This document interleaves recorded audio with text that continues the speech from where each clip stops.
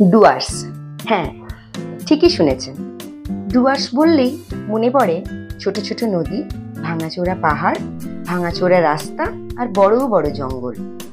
আজকে আমরা আপনাদের ঘোরাবো শালবনী, মরিচমারি, গরুমারা জঙ্গল, গাছবাড়ি ও মূর্তি নদীর কিছু অংশ। শালবনী জায়গাটা পশ্চিম মেদিনীপুরে থাকলেও ডুয়ার্সেও কিন্তু রয়েছে।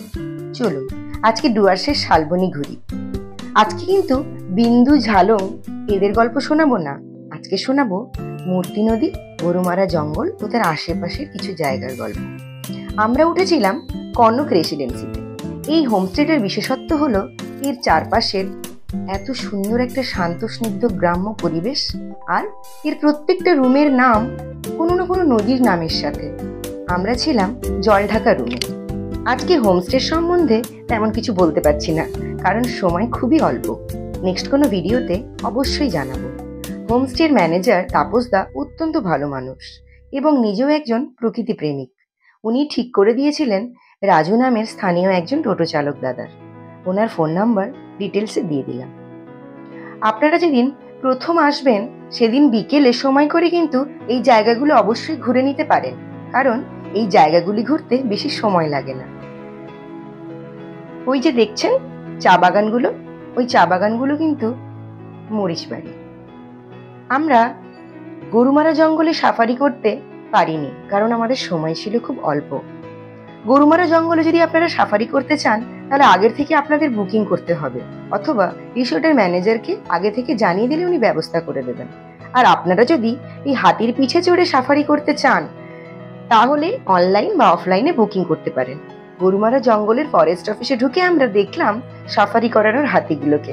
ওই ছোট হাতিটা ভীষণ দুষ্টু, খড়গুলোকে মাথায় করে নিয়ে তখন থেকে বিরক্ত করছে। আমরা ওখান থেকে বেরিয়ে এলাম মরিচবাড়ির একটা চা বাগানে। ওখানে অনেক চা বাগান রয়েছে।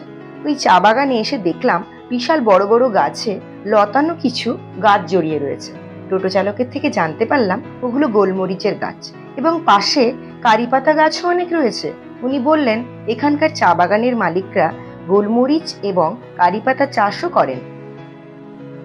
ওখান থেকে আমরা চলে এলাম শালবনীর জঙ্গলে। শালবনীর অন্ধকার জঙ্গলে বড় বড় গাছের ফাঁক দিয়ে অস্তগামী সূর্যের আভা উঁকি দিচ্ছিল। ওখানেই যে বড় বড় গাছগুলো দেখছেন এগুলো কিন্তু শাল গাছ। শালবনী ঘুরে আমরা চলে এলাম মূর্তি নদীর চরে। ওখানে এসে আমরা মৃতপ্রায় চর দেখে জানলাম বর্ষার সময় এই নদীগুলো ভরে যায়। আজকে তাহলে এই পর্যন্ত থাক। পরের ভিডিওতে আসছি বিন্দু, ঝালং এবং অন্যান্য কিছু জায়গা নিয়ে। এখনো পর্যন্ত আপনারা যারা এই সমস্ত অফবিট জায়গাগুলো ঘোরেননি তারা কিন্তু ঘুরে নিতে পারেন। ভালো থাকুন, সুস্থ থাকুন, সকলকে নিয়ে একসাথে ঘুরুন, ফিরুন, আনন্দ করুন, কারণ জীবন একটাই।